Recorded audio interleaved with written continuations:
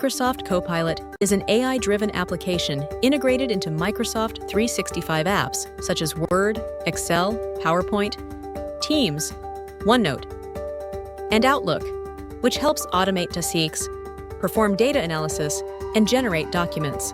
The following suggestions are given for using Copilot to increase productivity. 1. Use natural language.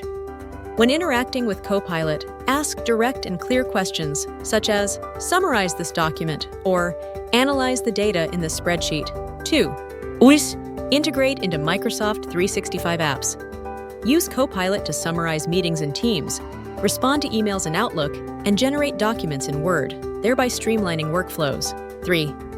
Provide clear and specific prompts. Give Copilot clear and specific prompts to receive more accurate and relevant suggestions. For example, when generating code, include documentation, comments, and instructions. 4.